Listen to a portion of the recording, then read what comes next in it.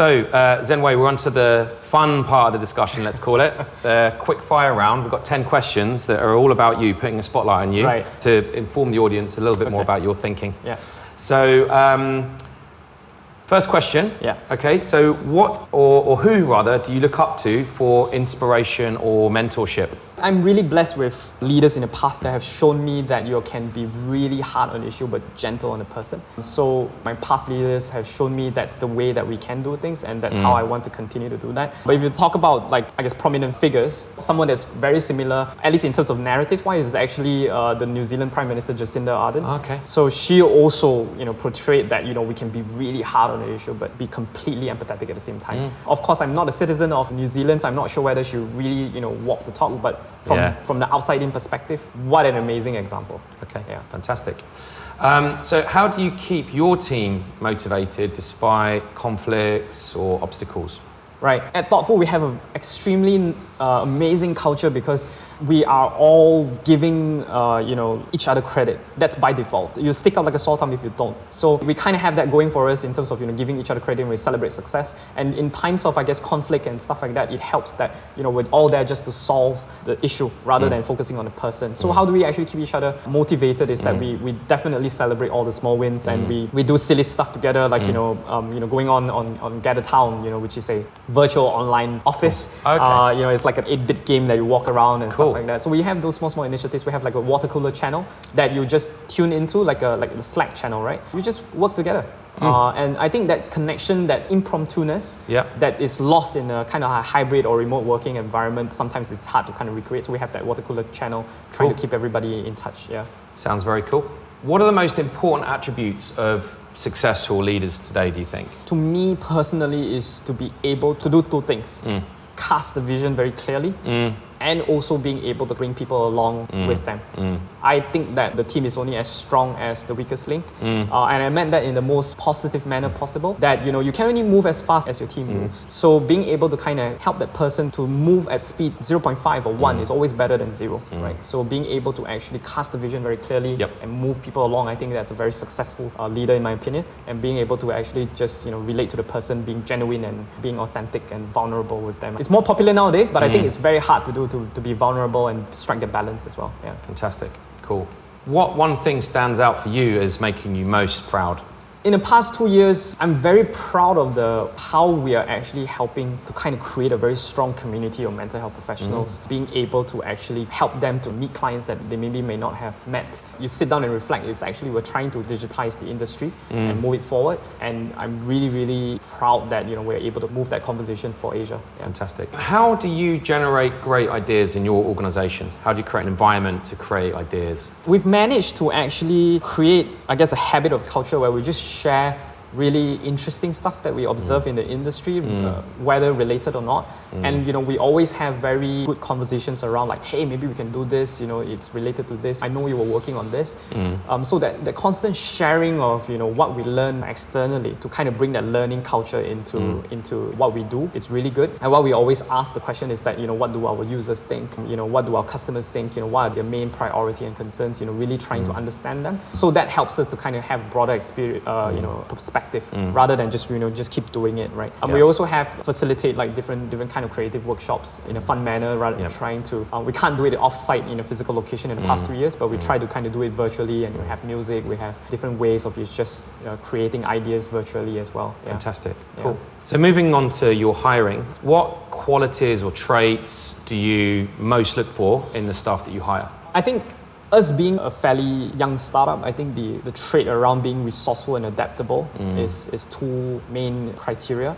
Being able to actually have the courage to really just do something that we've never done before. I think in the team, that's something that's very, very common for anyone in a startup. In order for you to succeed at Thoughtful, I think that you need to have this mentality where your problem is my problem, because we want to create a culture where everybody is working cross-functionally. So you cannot work in silo because we depend on each other. So for me, me, I think the most important trait, of course, besides being resourceful, adaptable, I think it's also the part around like, you just need to be a champion of the mission and you care about the mission, because that will translate into everything that you do. Because if you care about our clients, then whatever you do on the operational side, you will reach out to your operational colleagues and be able to actually say like, hey, I think maybe we can do this better in such a way so that we can serve our clients better. Absolutely. So your problem is my problem. I think it will go a long way.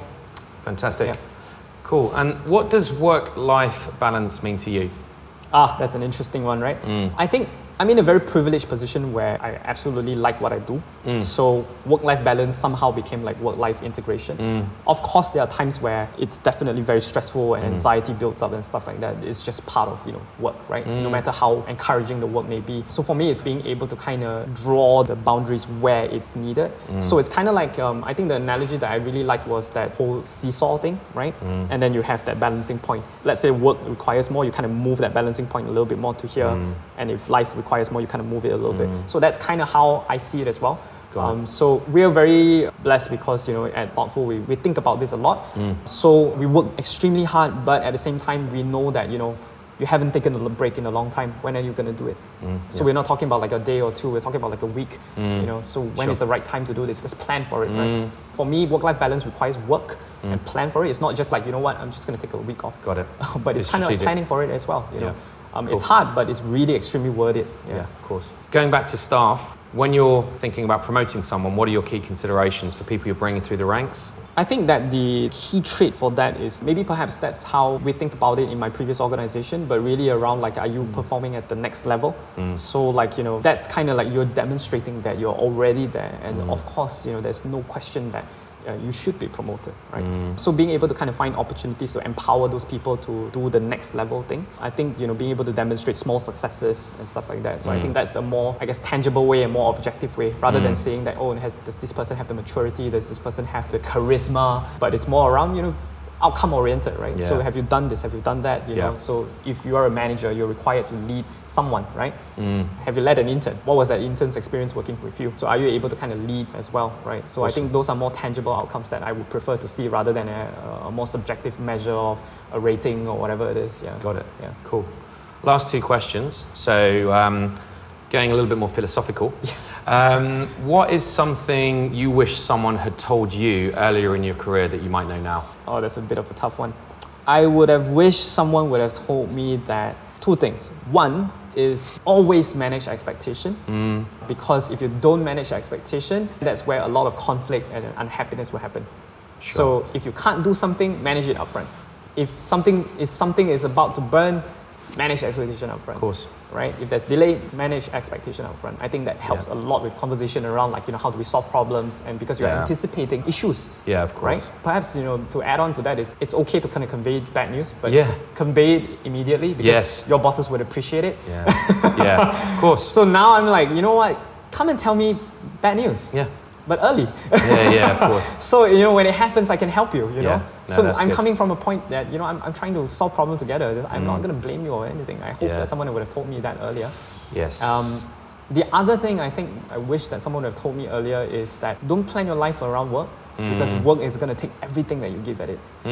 So plan your life properly in a sense that, don't circle it around work, because you have more things than work, right? Got it. I love my job, but at the same time, if I've got to move a house, hey, I need to move a house. Yeah, of course. Don't wait until like that particular project where probably gonna end around this time. That's where I'm gonna move. Got it. Guarantee you that's not gonna happen, right? Absolutely. Because project will get delayed, and more priorities will come. So project A is done. Hey, project B is coming. When are you gonna move your house? Yeah, exactly. So don't plan your life around work. Cool. Yeah.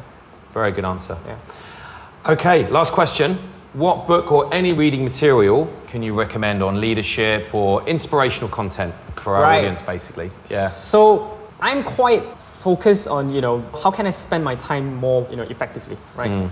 Because my role requires me to kind of be in a lot of different places across the organization. I kind of read from, various places, so I don't have like a, 5 books you should read. But one is actually The Effective Executive by Peter Drucker. Quite an old book. And the analogies are really old, but I promise you, when you read through that, It gives you so much knowledge around how should you spend your time. And it's not just for people who are in senior positions, but it's also for people who are literally just working with people, right? So I think that's one place. Okay. And the other ones are like, when it comes to leadership, perhaps it's really around like, I kind of like Simon Sinek as well, but not everything. I think one thing that is really, really powerful is, are we playing the infinite game or the finite game? That's perspective changing. Yep. Because when it comes to leadership, if you realize that you're playing the infinite game, you tend to go easy on certain things, right? Perspective around like, how hung up are you over certain deadlines if you're playing the infinite game. Yep. If you're playing the finite game, then your perspective changes and you'll be really uptight about certain things. And being able to be aware in the infinite game changes your perspective around how you should run your team quite a lot. And leads to better leadership. Yeah. Fantastic. Exactly. Yeah. Well, Zenwei, that's a very appropriate point to conclude our discussion. That's the end of our quickfire round and the end of our overall interview for Insight on Demand today. Yep. So thank you so much for sharing those insights. It's been absolutely brilliant. Thank you for joining us. Thank you for having me, Sam. Thank you. Absolute pleasure. All right.